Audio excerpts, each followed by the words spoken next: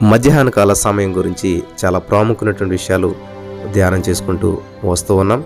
ఈ యొక్క మధ్యాహ్న కాల సమయంలో మరి దాని ప్రాముఖ్యత, ఈ యొక్క మధ్యాహ్న కాల సమయంలో తేరు చూసే అనుభవం గురించి, అలాగే మధ్యాహ్న కాల సమయంలో సిమోను మరి చేసినటువంటి అద్భుతాలు, కొర్నేలు గురించి, అపోస్తలుడైన పౌలు గారి గురించి, ఏలే గురించి ధ్యానం చేసుకుంటూ వచ్చాం. ఇప్పుడు చివరగా యేసుక్రీస్తు ప్రభువారి గురించి ధ్యానం చేసుకుంటూ ముందుకు వెళ్దాం. మార్కు సువార్త 15:33-34 వచనాల్లో చూసినట్లయితే అక్కడ మధ్యాహ్నం మొదలుకొని 3 గంటల వరకు చీకటి కమ్మెను. 3 గంటలకు యేసు ఎలోయి ఎలోయి లామా సబక్తా అని బిగ్గరగా కేక వేసెను. ఆ మాటలకు నా దేవా నా దేవా నన్ను ఎందుకు చెయ్యి విడిచితివని అర్థము. స్తోత్రం దేవా. సర్వోన్నతుడా, ఈ సమయంలో ఈ యొక్క వాక్యం వింటూ ఉండగా ప్రతి వారికి వినగల చెవి, గ్రహించగల అనుగ్రహించమని, విత్తబడిచిన వాక్యం వ్యర్థం కాకుండా ప్రతి హృదయంలో నాటబడి ఫలించినట్లు సహాయం చేయమని నజరేయుడైన యేసుక్రీస్తు నామములో ప్రార్థించి నమ్మి పొందుకుని నమ్మ పరమ తండ్రి, ఆమేన్. హల్లెలూయా. ప్రియులారా, గమనించాలి, ఇక్కడ యేసుక్రీస్తు ప్రభువుని గురించి, ఆ దేవదేవుని గురించి, ఆ సృష్టికర్తను గురించి, ఆ ప్రభువుని గురించి, ఆ సర్వాధికారిని గురించి, తన ప్రాణాన్ని పెట్టినంతగా మనల్ని ప్రేమించిన ఆ ప్రేమమూర్తిని గురించి ఈ లోకంలో ఎవరైనా ఏమైనా వివరించగలుగుతారా, రాయగలుగుతారా? ఆ దయామయని యొక్క దయారసాన్ని గురించి, దైవత్వాన్ని గురించి, ఆ కరుణమయని యొక్క కరుణను గురించి ఎవరైనా ఏమైనా వివరించగలిగారా? ఆ ప్రేమ యొక్క పొడవు, వెడల్పు, లోతు, ఎత్తు ఎంతో ఎవరైనా సరే ఏమైనా సరే కొలవగలిగారా? ఆ యేసుక్రీస్తు ప్రభువారి యొక్క మహత్యాన్ని గురించి కానీ, మహత్ కార్యాలను గురించి కానీ, గొప్పతనాన్ని గురించి కానీ ఏ కవి, ఏ రచయిత, ఏ కళాకారుడైనా సరే ఏమైనా వర్ణించగలిగారా అని మనం ఆలోచన చేస్తూ ఉన్నట్లయితే, ఈ ప్రపంచంలో జ్ఞానులకే జ్ఞానులమని చెప్పుకునేటువంటి వారు కూడా ఆయన ప్రేమను, మంచితనాన్ని, ప్రభావాన్ని, మహాత్యాన్ని, గొప్పతనాన్ని గురించి గోరంతా కూడా తెలుసుకోలేదేమో అని చెప్పి ఖచ్చితంగా అనిపిస్తుంది మనకి. అటువంటి ఆ యొక్క సర్వశ్రేష్ఠుని గురించి, సైన్యములకు అధిపతి అయినటువంటి యేసుక్రీస్తు ప్రభువారి గురించి, ఆకాశమును సింహాసనముగాను భూమిని పాదపీఠంగాను చేసుకున్న వాని గురించి, అందరికన్నా అన్నిటికన్నా మరి పైన ఉన్నటువంటి వాని గురించి మనం ఒక అణువంతైన కూడా ధ్యానించగలుగుతామా, వివరించగలుగుతామా? ఆలోచించండి ఒకసారి. నిజమే కదా? అయితే ఇక్కడ మనం గమనించవలసినటువంటి విషయం ఏంటంటే, ఇజ్రాయేలు చేయి స్తోత్రం లేదా ఆసీనుడైనటువంటి ఆ మహాగురుని గురించి కొన్ని మాటలైనా సరే మనం ధ్యానించుకోవాలి. పరిశుద్ధాత్మ దేవుని యొక్క ప్రేరణతో ఈ యొక్క శ్రేష్టమైనటువంటి మరి మాటలను మనం ధ్యానిద్దాం, గమనించాలి. ఇక్కడ మధ్యాహ్నం మొదలుకొని 3 గంటల వరకు మార్కు సువార్త 15:33-34 చీకటి కమ్మెను. 3 గంటలకు యేసు ఎలోయి ఎలోయి లామా సబక్తా అని బిగ్గరగా కేకవేశారు. ఆ మాటకు నా దేవా నా దేవా నన్ను ఎందుకు చెయ్యి విడిచితివని అర్థము. ఇక్కడ మత్తయి సువార్త 27:45-46లో మధ్యాహ్నము మొదలుకొని 3 గంటల వరకు ఆ దేశమంతటను చీకటి కమ్మెను. ఇది గమనించదగ్గ విషయం. చీకటి కమ్మె. ఇంచుమించు 3 గంటలప్పుడు యేసు ఏలి ఏలి లామా సబక్తాని బిగ్గరగా కేకవేశాను. ఆ మాటకు నా దేవా నా దేవా నన్నెందుకు చెయ్యి విడిచితివని అర్థం. గమనించదగ్గ విషయం ప్రియులారా, యేసుక్రీస్తు ప్రభువారు పాపులమైనటువంటి మనలను తన ప్రాణాన్ని పెట్టినంతగా ప్రేమించి మధ్యాహ్నం 3 గంటలకు కల్వరి శిలువలో తన ప్రాణాన్ని అర్పించాడు. కాబట్టి ఈ యొక్క మధ్యాహ్న కాల సమయాన్ని ప్రాణార్పణ సమయంగా పేర్కొనవచ్చు. ఆదాము అవ్వలు ఏదైనా తోటలో అపవాది చేత మోసగించబడటం ద్వారా తెగిపోయినటువంటి సంబంధాన్ని పునరుద్ధరించడానికి ఆ దేవాది దేవుడు త్రిత్వంలో ఒకరైనటువంటి యెహోవాయే మానవ రూపము ధరించి పరిశుద్ధాత్మ ద్వారా యేసుక్రీస్తు ప్రభువుగా ఈ యొక్క లోకంలో జన్మించాడు. యెహోవా దేవుడన్నా, యేసుక్రీస్తు ప్రభువారన్నా, పరిశుద్ధాత్మ దేవుడన్నా ఒక్కటే. త్రియేక దేవుడు, త్రిత్వంలో ఏకత్వమైనటువంటి వారు.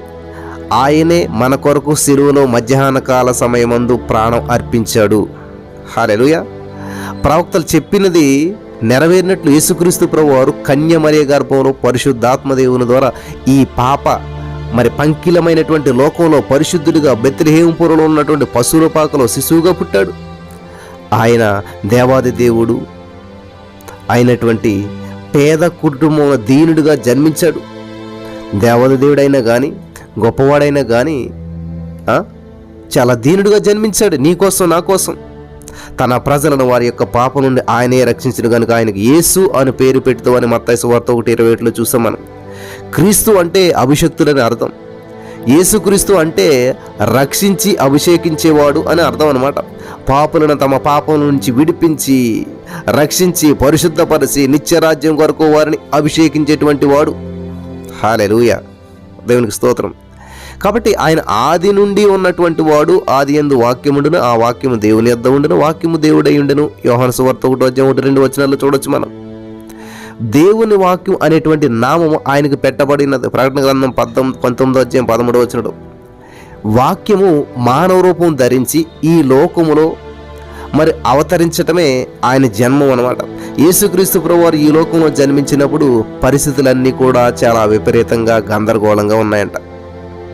అప్పుడు హేరోదు రాజుగా ఉన్నాడు. హేరోదు అంటే శూరుడు అని అర్థం. ఇతడు చాలా తెలివైనటువంటి వాడట, భయంకరుడు, క్రూరుడు, అత్యాశాపరుడుగా ఉండేవాడంట. తన భార్య అయినటువంటి మరియామును శంకించి చంపించాడంట. మరియామ్నోను ఆమె పేరు. ఆమెను మరియామ్నోను శంకించి చంపేశాడంట. ఈమె తండ్రి మరియు తన సొంత కుమారులు తనపై కుట్ర చేయుచున్నారని చెప్పి అనుమానించి తన మామగారిని, చూడండి హేరోదు గురించి విన్నారా మీరు ఎప్పుడన్నాను?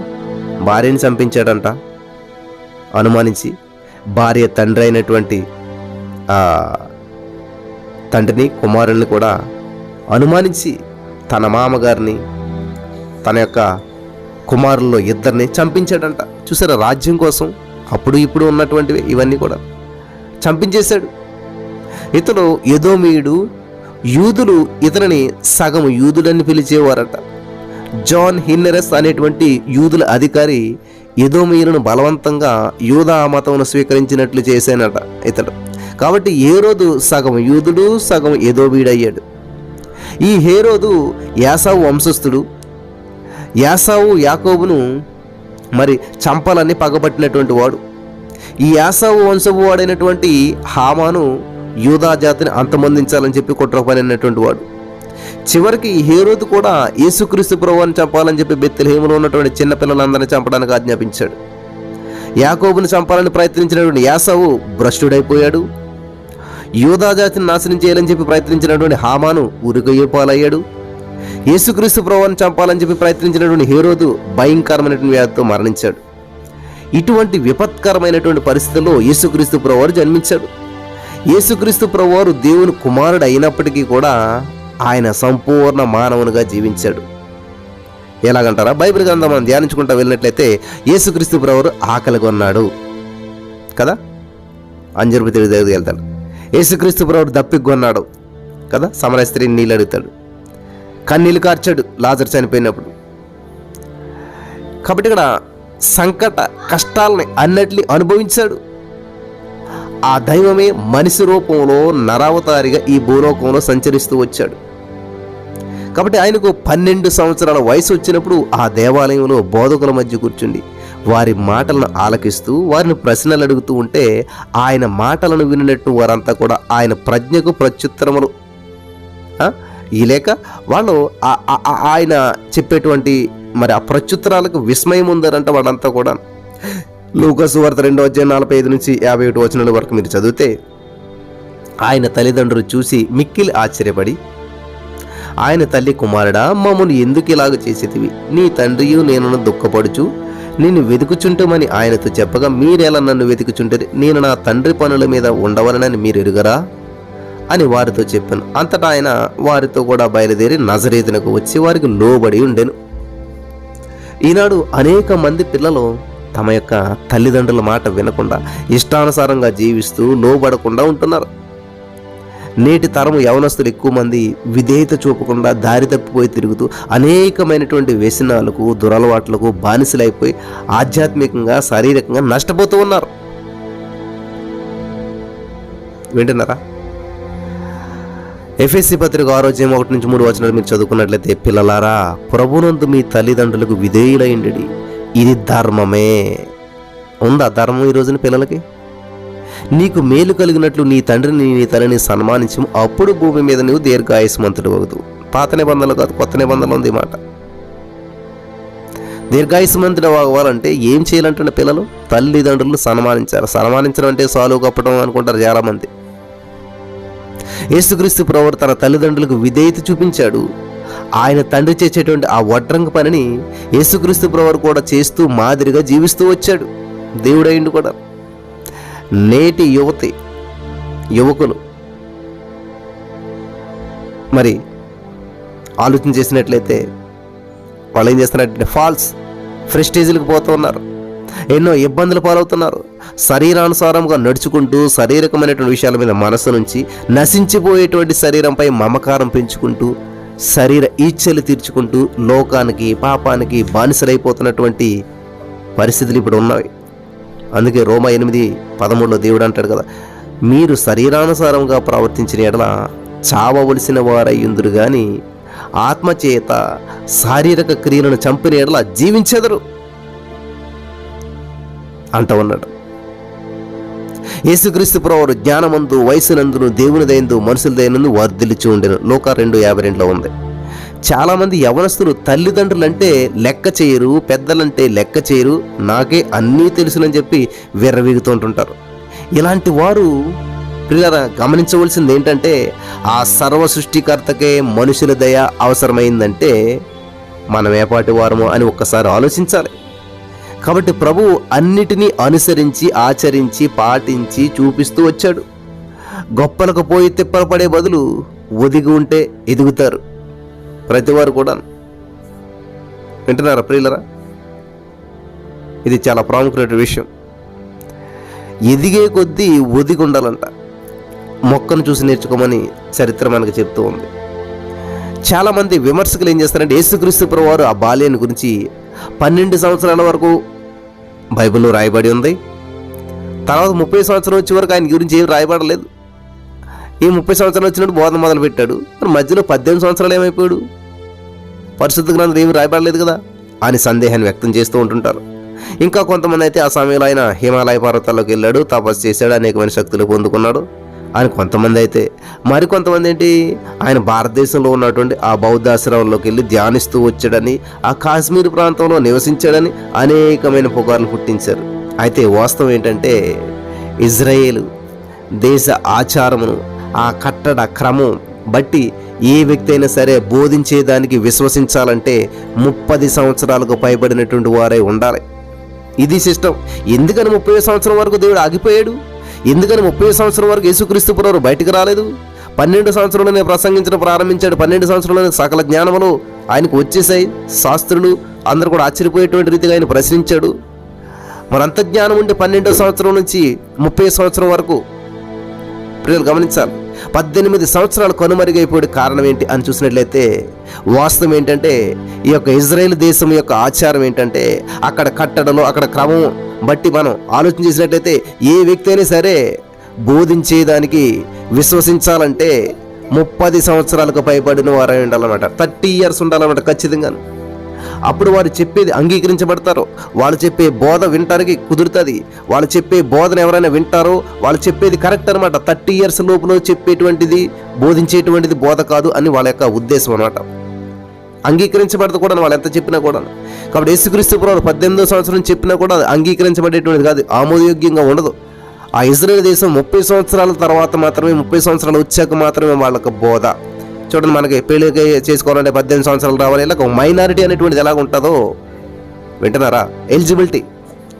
అలాగే ఈ ఇజ్రాయేల్ సంస్థలో ఇజ్రాయేల్ దేశంలో మరి బోధకునికి ఉండేటువంటి మినిమం వయసు ఏంటంటే 30 సంవత్సరాలు అన్నమాట. అందుకనే యేసుక్రీస్తు ప్రభువు 30 సంవత్సరాల వరకు తల్లిదండ్రులకు ఒదిగి ఉన్నాడు, తల్లిదండ్రులకు విధేయత చూపించాడు. ఈ సత్యం మీరంతా కూడా తెలుసుకోవాలి. హల్లెలూయా. ఒకవేళ 30 సంవత్సరాల కంటే తక్కువ వయసు ఉన్నటువంటి వారు బోధించేటువంటి దానికి పరిగణనలోకి తీసుకోరు, లెక్క చేయబడరు, వాళ్ళని యాక్సెప్ట్ చేయరు. హల్లెలూయా. కాబట్టి దేశం యొక్క కట్టుబాట్లు కూడా దేవుడు అనుసరిస్తూ వచ్చాడు. విలువ ఉండదు ఆ వయసు లోపల ప్రకటించే. కాబట్టి ఆయన ఆగాడు 30 సంవత్సరాల వరకు. ఆయన తల్లిదండ్రుల వద్ద ఉంటూ ఆ సమయం కొరకు కనిపెట్టి ఉండొచ్చు దేవుడు. యేసుక్రీస్తు ప్రభువు బోధింపు మొదలుపెట్టినప్పుడు ఆయన దాదాపు 30 ఏండ్ల వాడు. లూకా సువార్త 3:23. నా ప్రియమైనటువంటి సహోదర స్నేహితులారా గమనించాలా?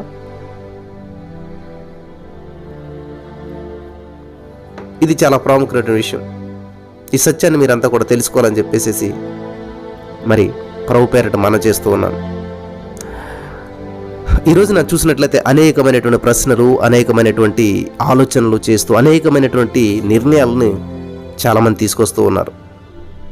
ఎందుకను ఈ 30 సంవత్సరాల వరకు కనుమరుగైపోడు యేసయ్య అంటే, తగిన సమయమందు ఆయన మిమ్మల్ని హెచ్చించి రీతిగా బలిష్టం చేసి కింద చేతుల కింద దీన మనసుకులో ఇండి. ఇది చాలా ఇంపార్టెంట్. 12వ సంవత్సరంలోనే అంత జ్ఞానం వచ్చినటువంటి యేసుక్రీస్తు ప్రభువారు 30 సంవత్సరాల వరకు వెయిట్ చేసాడా లేదా? దేవాది దేవుడయ్యండి పేషెన్సీని, సహనాన్ని నీకు నేర్పిస్తూ ఉన్నాడు. ఈరోజు నీ మాటలు వింటున్న ప్రియమైనటువంటి సహోదరి స్నేహితులారా, మహోన్నతుడైనటువంటి వాడు, ఆకాశ మహాకాశం పట్టనటువంటి వాడు యేసోపు మనులకు జన్మించి వాళ్ళ నియమ నిబంధనలు అనుసరిస్తూ, దేశం యొక్క పద్ధతులు అనుసరిస్తూ, ప్రతిదాన్ని కూడా ఆయన ఆచరిస్తూ, దేన్ని కొట్టివేయకుండా అద్భుతమైనటువంటి ఇక్కడ మర్మాలు మనకు తెలియజేస్తూ ఉన్నాడు పరిశుద్ధాత్మ దేవుడు. అందరికీ ప్రశ్నే, అవును మరి 30 సంవత్సరాల దాకా ఎందుకని యేసుప్రభువు రాగాడు? 20 సంవత్సరాలు మొదలు పెట్టవచ్చు కదా, 25లో మొదలు పెట్టవచ్చు కదా, కరెక్ట్గా 30 వచ్చే వరకు ఎందుకని పరిచయం చేయలేదు? ఆయన ప్రసంగించడం మొదలుపెట్టినప్పుడు 30 సంవత్సరాలు ఈడుగలవాడని ఎందుకున్నది అని చెప్పి మనల్ని మనం ప్రశ్నించుకున్నా, లేకపోతే మనల్ని అనేక మంది ప్రశ్నించినా ఈ రోజున సమాధానం ఖచ్చితంగా దొరికిందని చెప్పి నేను నమ్ముతున్నాను. హల్లెలూయా.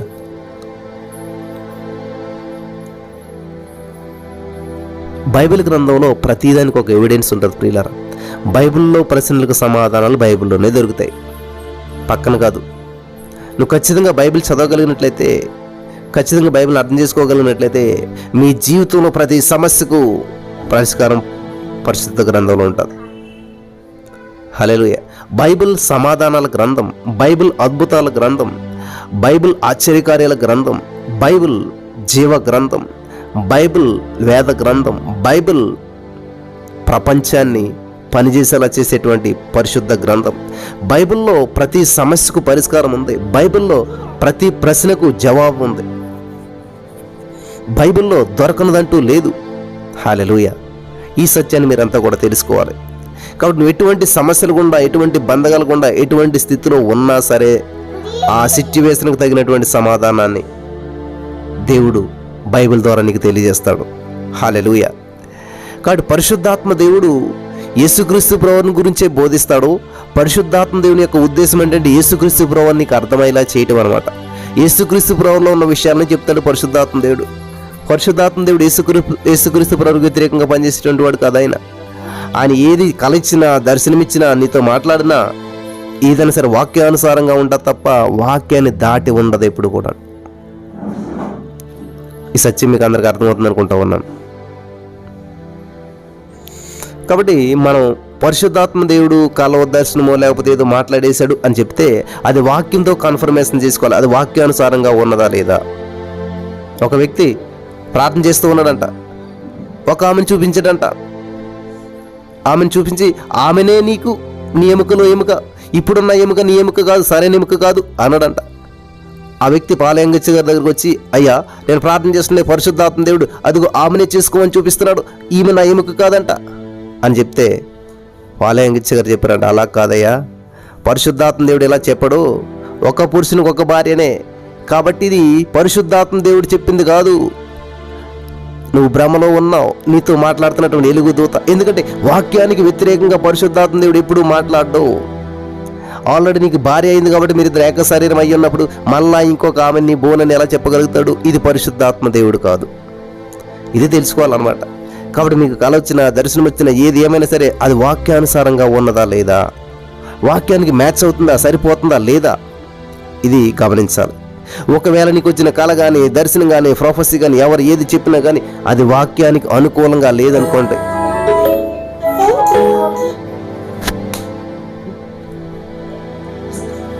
అది వాక్యానికి మ్యాచ్ అవ్వట్లేదు అనుకోండి పిల్లరా, వెంటనే మీరు ఏం చేయాలంటే దాన్ని రిజెక్ట్ చేయాలన్నమాట. వెంటనే దాన్ని మీరు పట్టించుకోకూడదు. ఇది వాక్యానుసారం కాదు కదా, వాక్యానికి సరిపోవట్లేదు కదా అని చెప్పి మనం ఏం చేయాలి? వెంటనే ఒకసారి మనం ఆలోచన చేసుకోవాలన్నమాట. హల్లెలూయా. కాబట్టి యేసుక్రీస్తు ప్రభువు వెళ్ళి ఏమన్నాడు? నేను ఆదరణకర్తను పంపిస్తాను, ఆయన మిమ్మల్ని సర్వసత్యంలోనికి నడిపిస్తాడు. గమనించాలి, ఎక్కడికండి? సర్వసత్యంలోనికి నడిపిస్తాడంటండి. పరిశుద్ధాత్మ దేవుడు మనల్ని సర్వసత్యంలోనికి నడిపించేటువంటి వాడు, అంతేగాని రాంగ్ వేలో నడిపించేటువంటి వాడు కాదు.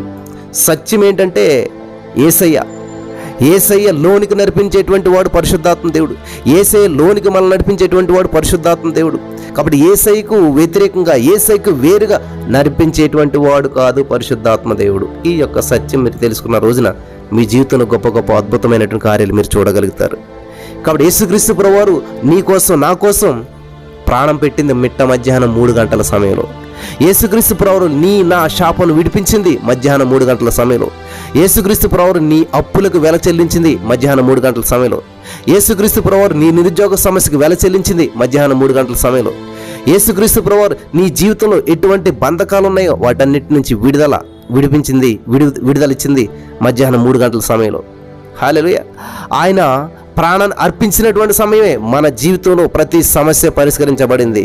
హల్లెలూయా. గలతీ 3:13 ప్రకారం ధర్మశాస్త్ర సంబంధమైన ప్రతి శాపం నుంచి, ప్రతి అప్పు నుంచి, ప్రతి అనారోగ్యం నుంచి, ప్రతి ఒంటరితనం నుంచి, ప్రతి అవివాహతల నుంచి, ప్రతి గర్భఫలం లేకుండా గొడ్రాలతనంగా ఉన్నటువంటి అన్నిటికి వేల చెల్లించి విమోచించింది మధ్యాహ్నం 3 గంటల సమయంలోనే. అందుకే it is very very powerful time. ఈ మధ్యాహ్నం 3 గంటల సమయంలో ఎవరైతే ప్రార్థిస్తూ దేవుని సందులో గడుపుతుంటుంటారో వాళ్ళ జీవితంలో మైటీ మిరకల్స్, అద్భుతాలు చూస్తారు, ఆశ్చర్యకార్యాలు చూస్తారు, ఊహించినటువంటి అద్భుతాలు చూస్తూ ఉంటుంటారు. హల్లెలూయా.